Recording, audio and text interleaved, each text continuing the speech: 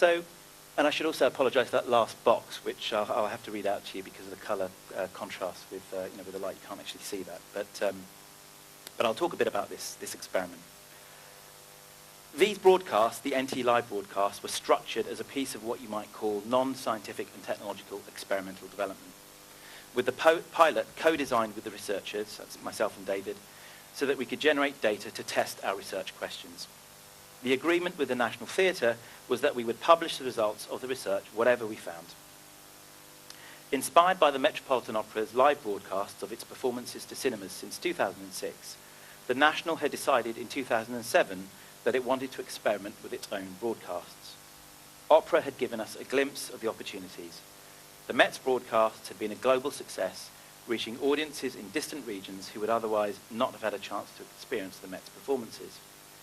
In 2007, the San Francisco Opera had followed suit, and by the time of the National's first live broadcast of Nick Heitner's production of Ted Hughes' translation of Racine's play Phèdre in June 2009, the Royal Opera House in London had also dipped its toes into live screenings. In theatre, while of course audio-visual recordings of productions had been available for some time in the form of DVDs or TV broadcasts, and there had been a few experiments of live broadcasts of stage productions to TV, no theatre had yet explored live HD broadcast to cinema. As a consequence, it was not at all clear what audience appetite would be for the broadcasts, whether they would appeal to seasoned theatre-goers or be a draw for less experienced theatre-goers. How well would the broadcasts preserve the excitement and intimacy which are the hallmark of live theatre? Might the broadcasts be so successful that they might actually cannibalise attendances at the theatre? Or rather, would they devalue the art form in the eyes of theatre professionals and the public, a significant risk according to the National Theatre's executives? How much would audiences be willing to pay for the experience? And could there be a self-sustaining business model for theatres? And on a more prosaic level, how well would the technology work? Would the HD broadcasts preserve the quality of the live experience for audiences? These were all uncertainties that presented barriers to innovation and which perhaps might have been insurmountable had NESTA and the Arts Council not chosen to fund the pilot as a piece of R&D where the whole point was to take risks and answer these questions. In the event, Phèdre was seen live on 73 digital cinema screens at 70 unique sites in the UK and was relayed to 210 further sites in the rest of the world. A total of 14,000 across the UK saw that evening's production, excluding those who experienced it at the National itself. A further 14,000 saw it live across Europe or on the same day in North America, allowing for time delays. Including those cinemas in other countries, including, of course, Australia, who saw the production at a later date, it is estimated that more than 50,000 people saw Phèdre as it was performed on the 25th of June 2009. The National's NT Live broadcasts had allowed the theatre, evidently, to expand its virtual capacity. The audience for Phèdre over its whole run was doubled through the screening of the single performance on 25th of June 2009. According to our audience surveys, almost half of the cinema goers on that night said the main reason why they had not seen Phèdre at the theatre itself was because the National's location was too far away or because they had been unable to get tickets. While the great majority of the theatre audience had been to the NT in the previous 12 months, this was not the case for the majority of cinema audiences. Only 41% of those who saw Phèdre at the cinema had been to the National Theatre in the previous 12 months. The National Theatre had reached only a relatively small number of theatre novices through the broadcast, however. Less than 10% of those at the cinema had not been to the theatre at all in the previous year. Perhaps NT Live's most striking extension in audience reach was a broadening of low-income audiences. 1/3 of cinema audiences had incomes of lower than £20,000 a year, compared with just over 1/5 in the case of theatre. The potential of digital technology to help overcome the traditionally observed concentration of theatre audiences amongst relatively affluent consumers is clear, echoing a similar finding that we found in our case study with the Tate Galleries. Now, one of the most significant findings from my point of view from the work was how the NT Live had appeared to complement, not substitute, for theatre in the eyes of the public. Over 1/3 of cinema audiences said that having seen the NT Live screening of Phèdre, it was now more likely that they would attend a live performance at the National, and almost the same number again said they would do so at another theatre. But survey findings, we all know, can give notoriously imperfect and possibly biased indicators of audiences' future intentions. which is why it was so interesting that in the field experiment component of the research, we had consistent findings. By including, with NESTA's agreement, enough participating cinemas in the commuter belt of the National's South Bank location, and having access to detailed information on the postcodes for all the theatre bookers for Phaedra, and importantly for similar productions that had been staged at the National, we were able to test whether districts in the catchment of participating cinemas were over or underrepresented at the NT box office compared with districts with no cinemas. We found that there were, if anything, greater numbers of theatre-goers, on average over 50% more, from the catchment areas of participating cinemas. There was no evidence of cannibalisation. It seems as if the NT live broadcast of Phaedra on 25th of June, as well as growing the audience through cinema audiences, also grew audiences at the National Theatre itself. As well as allowing us to establish the extent to which the National reached less traditional audiences of its work, through our surveys we conducted an in-depth study of whether the live broadcast had created new or unexpected experiences for audiences. Were there new forms of cultural value created, different from those generated by theatre in its traditional mode of production? What we found here was counterintuitive. Quite a lot is known about the emotional and aesthetic value that audiences derive from live theatre, so we were not surprised to find that the proportion of the cinema audience expecting to have an emotional or uplifting experience was significantly smaller than for the theatre audience. But what we were surprised to find was that in the event, the actual experience was much more emotionally engaging and aesthetically pleasing for cinema audiences than theatre audiences. This result generated so much debate at the time that we gave it its own name, Beyond Live.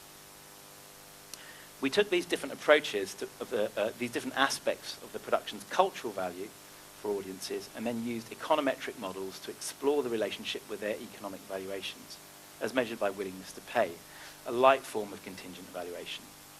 The results indicated that the elements of cultural value most clearly associated with consumers' economic valuation of their experiences were the aesthetic or symbolic value indicated by their emotional response and the social value of the group experience.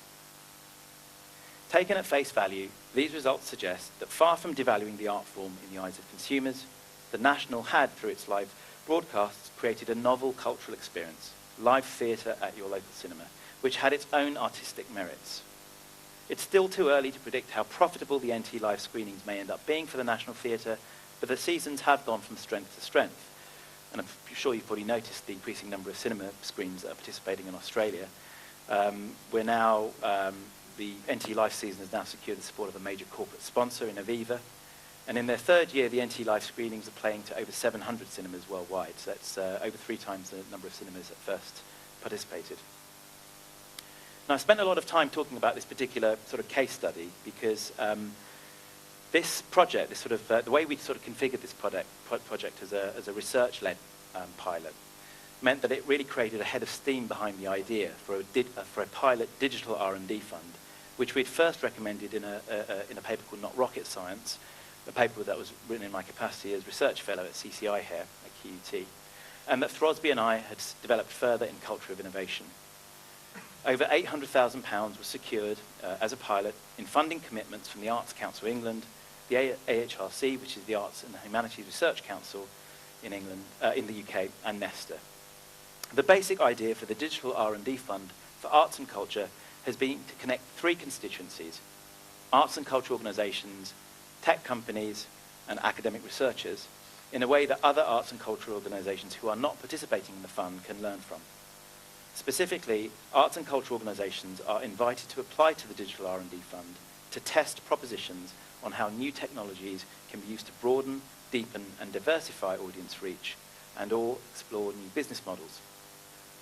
Now, we created this fund because of the gap in funding streams for arts and cultural organisations who want to experiment with new engagement and business models, 2 of the 4 dimensions of innovation I mentioned earlier. It's a fact that if we didn't have the financial independence that NESTA has, the work with NT Live would not have been configured in that way. And potentially the valuable sort of research insights that we learned from configuring that pilot as a piece of R&D would have been lost. So following an intensive period of scoping, including a series of semi-structured interviews with arts and cultural organisations and an open consultation on the fund's priority areas, the results of which we published on NESTA's website, we settled on 6 broad thematic areas which the pilot fund would cover. First, social media and user-generated content. Secondly, distribution. Thirdly, mobile and gaming. Fourthly, data and archive. Fifth, education and learning. And last but not least, resources. We were looking to support projects that would generate knowledge and learning which promised to help unblock innovation bottlenecks in the wider arts and cultural sector. Because knowledge creation lay right at the heart of the fund, we purposefully developed it as a research and experimental development fund, meaning that we expected each proposal to have a very clear proposition that the project would rigorously test. And one of the really fascinating things about this pilot was at the outset, when we first sort of announced that we were looking into this, we had a lot of criticism actually from the arts, particularly those artists who are working with digital, in digital media practices. And they were very concerned that there was an instrumental agenda that we were sort of imposing, that there was a sort of conceptual frameworks that were developed from science and technology that we were imposing on the arts, that were alien to the arts for good reasons. And one of the interesting things is that the language of testable propositions, the core documentation actually invited arts organisations to propose ways they were going to test propositions with clear data strategy, that sort of language, which, at the outset of the fund may have been seen as deeply problematic, ended up being one of the strengths of the fund. And one of the points I'll sort of be making later is that we had really quite unprecedented interests from arts and cultural organisations. The number of applications chasing what is a tiny amount of funds was really quite overwhelming. And this confirms my prior and my experience of working in the arts in the last 6 years, that actually as a very as a reflective group of individuals, arts managers, arts organisations have really engaged very deeply with this language of testing propositions, experimenting, and learning. So although the knowledge had to be valuable to arts and cultural organisations, one of the logic, a logic of the programme, the fund, was that we deliberately were not prescriptive on where the knowledge was created. So unlike traditional arts funding structures where, the funder identifies a footprint of organisations, a sector, and then supports them, the knowledge had to be relevant to the arts and cultural sector, but we didn't want to be prescriptive on where it was created. And this was this really was inspired by my own experience. I'm on the advisory board of a couple of commercial performing arts companies who are testing propositions and experimenting in ways which the wider arts and cultural sector could really benefit from.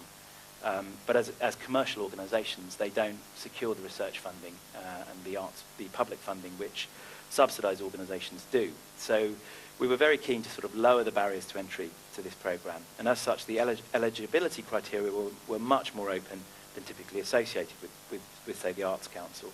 So as I say, for example, commercial creative businesses were also able to apply to the fund so long as the proposition they wanted to test demonstrably promised to generate knowledge that the arts and cultural organisations would find useful to innovate. So the pilot was small, as I say, £800,000 all in, including the cost of the research. But we intended the impact on the sector, and we always intended it to be big. Depending on the appetite from the sector, there was always the possibility that the Digital R&D Fund would be significantly scaled up. Now, our hope was that we would fund a range of innovation projects through the R&D Fund, incremental as well as more radical, smaller as well as larger, spread by art and cultural form as well as by region. But to ensure we supported the very strongest projects, and again, I think NESTA's involvement with this made it easy for the Arts Council to do this, we deliberately did not allocate the funds according to their size, their art or cultural forms, or the specific geographical location of the applicants. What we wanted to fund was those projects which promised to deliver the most valuable knowledge for the sector, not where or what region or what form they were working in. Now, at the heart of the fund was the belief that collaborations and partnership were absolutely key for innovation in the arts and cultural sector. We asked that arts and cultural organisations had to partner up with a technology company with whom they could collaborate. Applications were led by arts and cultural organisations. They were the ones who received the grant funding, but we needed to know which tech prizes they would be working with. As well as an opportunity for arts and cultural organisations, this has turned out to be very popular with the tech sector, because it's given a great chance for firms offering technology services to better understand the opportunities and challenges facing arts organisations, which for many of them is a new sector to work with.